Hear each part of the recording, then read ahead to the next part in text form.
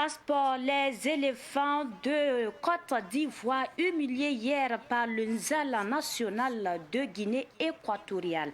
Les supporters des éléphants révoltés et déçus de ce match demandent la démission du président de la Fédération ivoirienne de football et de l'entraîneur des éléphants. Vous les entendrez à l'entame de ce journal, au moment où les étalons du Burkina préparent leurs crampons pour affronter ce soir à 20h GMT les Palancas Negras d'Angola. C'était le sommaire. Bonjour à tous et bienvenue. Nous débutons par cette actualité. Éléphant de Côte d'Ivoire, c'était le coup de massue hier lors de la rencontre avec la Guinée équatoriale. Un match qui s'est soldé par un score de 4-0 en faveur de la Guinée équatoriale. Une pilule que les supporters ivoiriens avalent difficilement. Ces supporters se sont exprimés au micro de Ketura Sempori. Les éléphants en plein cauchemar et écrasés 4-0 par la Guinée équatoriale. Les supporters ivoiriens n'en reviennent pas. L'entraîneur des éléphants, Jean-Louis Gasset, est pointé du doigt. On a fait quoi la Côte d'Ivoire? On a fait quoi les éléphants? On a fait quoi? Parce qu'on doit payer, c'est que 9 900, 60 000, 60 000 en même temps. On a payé, on a tout accepté. Drogba était au terrain. Le président de la République, Alassane Ouattara, il était là, regardez le ballon. Votre famille, vos enfants, on a fait des dépenses unités, c'est pour ça là. C'est quelle honte, j'en ai marre. Franchement, moi, il y a des d'être en noir aujourd'hui. Parce que j'ai gros sur le cœur, j'ai mal. De un, le remplaçant n'a pas été ça. Pépé ne devait pas jouer. Sanga ne devait pas jouer. Christian Kwame ne devait pas jouer. Mazgade n'a pas joué. Pourquoi? À la dernière minute. Vous voyez? Franchement, on a beaucoup de problèmes. En Côte d'Ivoire, on a beaucoup de problèmes. L'entraîneur est beaucoup menacé. L'entraîneur ne joue pas son rôle. Et pourquoi? On a eu plusieurs occasions non concrétisées. Ils ont la première occasion, ils mettent au fond. Donc ils se disent, cette équipe-là, si on force, on la gagne. 4-0, Guinée équatoriale, éléphant de Côte d'Ivoire, où on nous distrait, on nous dit, allez, va jouer, à degré opérationnel. Et on ne peut pas faire des remplacements. On l'a dit depuis toujours, avant la CAN. Et quand la CAN a commencé, Gasset n'est pas un bon entraîneur. Les gens ne nous ont pas écoutés. Voilà le résultat. Déçu, parce que la CAN est chez nous. Et si la CAN est chez nous, là où la Côte d'Ivoire devait être éliminée, c'était au moins à demi-finale. Pas dans les poules. Franchement dit, on est dessus, on est dépassé. On ne sait pas quoi dire. Vu qu'on était assis ici, tout le monde était concentré en se disant que la Côte d'Ivoire allait gagner. Parce qu'on a la pression, mais nul au moins on pouvait être meilleur troisième. Donc on ne devait pas trop mettre la pression sur nous pour jouer en voulant forcément marquer vite. Mais bien dommage, il y a un entraîneur, ça ne peut pas aller. Que si elle ne joue rien, que Sangare est invisible. Mais tu continues de la mettre titulaire, pourquoi? Pour la mettre si pas, on a les jeunes, on a Serge Miguel qui est là, on a Doubia qui est là. Mais tu la laisses pas pour faire jouer que c'est chaque humain, Placali, Foutou, les loups. Il ne peut pas courir, il ne peut rien. Je pense qu'on a une bonne équipe, mais c'est de savoir les disposer. Quand ça ne va pas, il faut savoir faire sortir un joueur. C'est pas parce que Kessié, c'est un grand, aujourd'hui que forcément il doit pouvoir jouer. S'il n'est pas à mesure de jouer, là, on le fait sortir. Il y a les Serge Miguel qui sont là, et les Doumbia, vraiment on est dessus. Surtout la CAN c'est chez nous, et puis bon, voilà de cette manière qu'on nous élimine avec 4 buts en plus. C'est très décevant. Non mais franchement, je suis dessus parce que quand je pense à ce que le président a mis en place pour nous mettre à l'aise, ça me décourage, franchement ça me décourage. Et puis 4-0, vraiment, c'est triste. Jusqu'à présent, j'arrive pas à croire, j'arrive même pas à croire que c'est mon pays qui vient d'être éliminé comme ça, j'arrive pas à croire. Une canne qui s'organise chez nous, et puis on nous gagne 4-0, franchement. Pour le moment, je suis découragée des éléphants. On reconnaît qu'on a des vrais joueurs, mais c'est ça, nous sommes découragés. En plus, l'entraîneur, c'est lui qui a mal fait le jeu. Nous avons des bons joueurs. À l'œil il pouvait les mettre au terrain aujourd'hui pour nous défendre. Il n'a pas pu faire ça. Donc c'est sur lui on met notre colère. On veut qu'on le ramène dans son pays qui est en Côte d'Ivoire aujourd'hui même. Parce que c'est lui qui a mis tout sur nous. Les hommes de Jean-Louis Gasset n'ont plus leur destin entre les mains. Cette défaite de la Côte d'Ivoire face à la Guinée équatoriale met probablement fin au parcours de la Côte d'Ivoire dans cette compétition, dont elle est l'organisatrice, puisque les chances de la voir en 8e est faible. La défaite des éléphants de Côte d'Ivoire face aux Nzala nationales de Guinée équatoriale est beaucoup commentée par la presse ivoirienne et ce, sans pitié. La revue de presse ivoirienne avec Alphonse Ouedraogo. Le naufrage, l'humiliation, les éléphants nzalangais, ce sont entre autres qualificatifs des quotidiens ivoiriens après la débâcle hier soir. Et sur ce sujet, l'Alliance Nouvelle écrit qu'en 2023, la Guinée équatoriale endeuille la Côte d'Ivoire en la domptant par 4-0. Sans mot pour qualifier cette défaite, le journal Rassemblement est convaincu que l'équipe ivoirienne est une équipe sans âme, sans honneur et même insensible. RHDP News, dans sa parution du jour, nous informe que les têtes de Jean-Louis Gasset et Idriss Diallo sont réclamés, tous respectivement coach des éléphants et président de la Fédération ivoirienne de football. Le journal sportif Super Sport, qui ne passe pas par 4 chemins, se veut ferme et dit Gasset dehors, Idriss démission. En attendant de connaître son sort après cette grande humiliation du pays organisateur de la CAN, l'entraîneur Jean-Louis Gasset se culpabilise dans le journal Le Mandat et dit « Je suis le seul responsable de cette soirée cauchemardesque à Ebimpe ». Et comme pour se consoler, le journal Le Patriote affirme « Découragement n'est pas ivoirien ».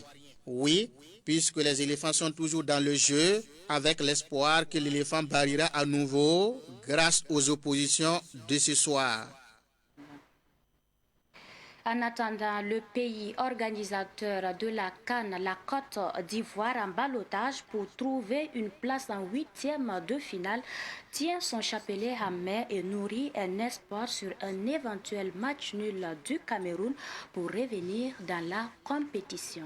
Et pour poursuivre ce savant midi, les étalons du Burkina Faso qualifiés d'office pour les 8e de finale de la CAN 2023 jouent leur classement face aux Palancas Negras d'Angola ce soir au stade de Yamoussoukro à 20h GMT. Des supporters de l'Union nationale, des supporters des étalons donnent des pronostics. Ils s'expriment au micro de notre envoyé spécial Ketura Sempouri. Mon pronostic, je ne cherche pas trop, 1-0. 1-0 pour le Burkina, et c'est bon. Parce que le match sera un peu difficile, mais 1-0, et on valide notre billet. Le match sera dur, mais on va gagner 2-0. Mon pronostic, c'est la victoire, parce qu'on a besoin de 3 points seulement. Quoi qu'il en soit, de nombre de buts, on veut la victoire seulement. Merci. La victoire, c'est 3-0. 3-0 qu'on gagne. Je pense que nous, on va gagner 2-0. Burkina Faso 2, Angola 0. C'est ça là. Angola, Burkina Faso 2-0. Ça là, 2-0. Burkina Faso à Angola. Battez. Angola 2-0. Ça là, merci.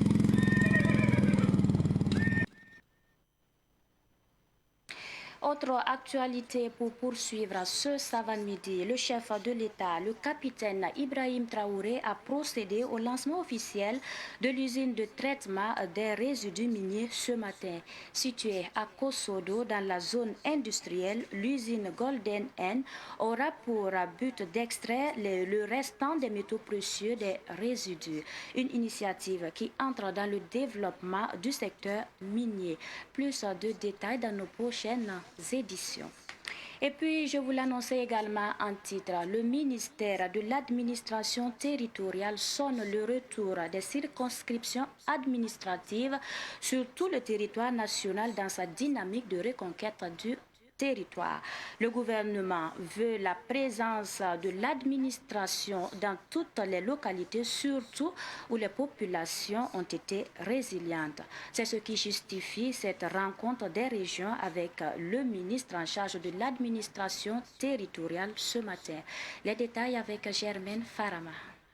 Selon le ministre de l'administration territoriale, 96 chefs de circonscription administrative ne résident pas de façon permanente dans leur circonscription. Il est donc impératif que l'administration soit présente là où les populations sont restées résilientes.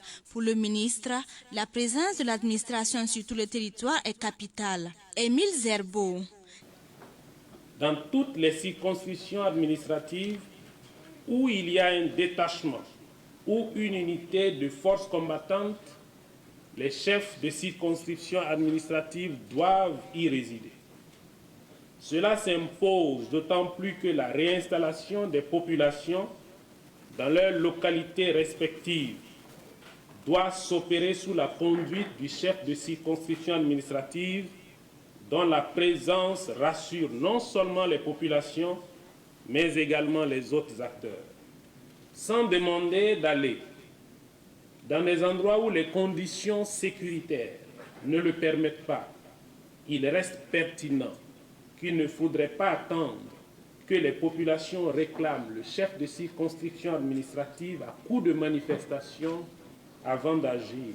Ces échanges ont regroupé les gouverneurs, les FDS. Il reste pertinent qu'il ne faudrait pas attendre que les populations réclament le chef de circonscription administrative à coup de manifestation avant d'agir. Ces échanges ont regroupé les gouverneurs, les FDS et les autres corps de l'administration. Pour ces représentants du chef de l'État dans les différentes régions, cette rencontre avec la hiérarchie permet de discuter sur certaines incompréhensions. Le Nord est une zone à fort défi sécuritaire. Les chefs de circonscription administrative, les gouverneurs, les hauts commissaires et préfets que nous sommes ont des difficultés de collaboration avec les forces de défense et de sécurité, surtout les responsables. Donc je pense que cette rencontre-là va mieux cadrer les orientations, les instructions et là, arriver sur le terrain, chacun saura quel rôle jouer pour qu'ensemble on puisse effectivement accomplir la mission. On va exposer les situations au ministre et puis voir ce qu'il y a lieu de faire. Il y a des coins où c'est faisable, il y a des coins effectivement où c'est un peu difficile. Par exemple, là où je parle, par exemple à Titao, pour arriver, il faut forcément par les airs. Et pour aller par les airs, c'est l'armée seule qui a les moyens. De toutes les manières, on est obligé d'appliquer les instructions du ministre et puis lui rendre compte des difficultés qui vont en découler. Le ministre a profité de l'occasion, interpellé les représentants de l'autorité dans les régions sur les dysfonctionnements liés à l'exécution hors délai, des insuffisances à corriger. Pour une administration performante, le ministre les a exhortés à lutter contre la corruption et la lenteur administrative en réprimant s'il le faut les agents fautifs. Autre sujet, alternance à la jeune chambre internationale Ouagadougou, la doyenne. Un nouveau président exécutif vient d'être élu et installé dans ses fonctions. Il s'agit de Léonce Dao. La cérémonie de passation de charge a eu lieu le week-end écoulé et c'était en présence de Daouda Yamouko. Aboubakar Traoré passe officiellement le flambeau de la jeune chambre internationale Ouagadougou, la doyenne Alliance Dao. Un mandat de 12 mois placé sous le signe de l'engagement collectif. Mon objectif cette année, c'est envoyer encore plus de membres à Ouagadougou, la doyenne. On a un effectif, c'est vrai, mais un homme, un mandat, ça passe vite. C'est envoyer le plus de membres possible à Ouagadougou, de venir profiter de cette école de la vie qu'est la jeune chambre, de venir apprendre également et de servir la communauté. D'ores et déjà, Léonce Dao dresse son programme d'activités. 4 grandes activités sont en vue. Il y a 4 grands projets que nous avons au programme. Les projets CASP, les projets entrepreneurs leadership au féminin ELFA et les projets Business Forum. Cette année également, nous allons apporter des innovations à ces projets-là pour que Ouagadougou, la doyenne, continue toujours de rayonner et ait un impact positif dans le domaine communautaire au Burkina Faso et en particulier à Ouagadougou. On a également un grand projet cette année, c'est la rencontre internationale d'amitié qui se tient chez nous au Burkina Faso, qui va regrouper des pays comme le Bénin, la Côte d'Ivoire, le Togo et le Niger. Le Nigeria également, donc ce sont les grandes lignes du projet 2024. Cette cérémonie de passation de charge a été marrainée par l'artiste musicienne Justine Zigani, alias Tines la déesse. Elle salue le travail abattu à la jeune chambre internationale Ouagadougou, la doyenne. Parce que c'est vraiment des jeunes dynamites. Voilà, je vois qu'ils mènent... ce qu'ils font déjà, c'est admirable parce que c'est des jeunes combattants et des jeunes braves. Voilà, que je les ai côtoyés, pas longtemps, pas peu de temps. Je vois ce qu'ils font. Voilà, j'apprécie beaucoup et j'ai vraiment du respect pour eux. Je tire mon chapeau et je les dis merci de m'avoir pris comme marraine. La passation de charge a eu lieu au cours d'une soirée gala dénommée Doyenne Andover Gala. Elle est d'ailleurs à sa 2e édition. Et pour terminer, le président français Emmanuel Macron a décidé de réarmer démographiquement la France après la publication des dernières statistiques selon laquelle la natalité en 2023 en France est à son plus bas niveau depuis les guerres mondiales. Mais sa proposition ne passe pas aux yeux des Français et se trouve en parfaite contradiction avec ses politiques et déclarations passées. Commentaire de Soumaïla Rabou. Tollé déjà en France, la politique de réarmement démographique du président Emmanuel Macron passe mal, surtout du côté des associations de protection et de défense des droits des femmes et des mouvements pro-avortement. Ce discours nataliste semble valider les théories dangereuses des mouvements anti-avortement, souligne une organisation féministe française. Des citoyennes françaises vont jusqu'à marteler « Laissez nos utérus en paix », signe que le président français est en déphasage avec son peuple, du moins la frange féminine, mais pas seulement. À analyser de près, le jeune président français de 47 ans est en conflit avec lui-même. 2 faits majeurs militent en faveur de cette idée. Son propre contre-exemple et ses déclarations de 2017 sur la natalité et la démographie en Afrique. Emmanuel Macron lui-même est le contre-exemple de la natalité, après avoir dit à des élèves français 2 fois de suite, d'une part qu'il a choisi de ne pas avoir lui-même d'enfants, et d'autre part que ses élèves français devaient se préparer éventuellement à avoir des parents hommes seulement ou des parents femmes seulement dans certaines circonstances. Après de telles déclarations devant des enfants innocents, il a achevé de se discréditer avant même d'avoir nommé son premier ministre Gabriel Attal, début janvier 2024, l'homme qui assume son homosexualité. La société française n'est pas étrangère à cette situation. Elle qui devait savoir à quoi elle s'engageait en élisant le mari de Brigitte Macron à la tête de la France. Pour les Africains en tout cas, ils ont compris depuis 2017 que la France avait abordé la pente glissante de sa décadence morale, sociale, économique, politique et militaire quand ils ont entendu Emmanuel Macron, le président français, en bon donneur de leçons, dire qu'avec plus de 3 enfants par femme en Afrique, il était incohérent d'envisager tout progrès et développement. C'est pourquoi ces Africains se demandent pourquoi 6 ans après Emmanuel Macron, sauf s'il est frappé d'amnésie, propose aux Français un réarmement démographique qu'ils refusent aux pays africains.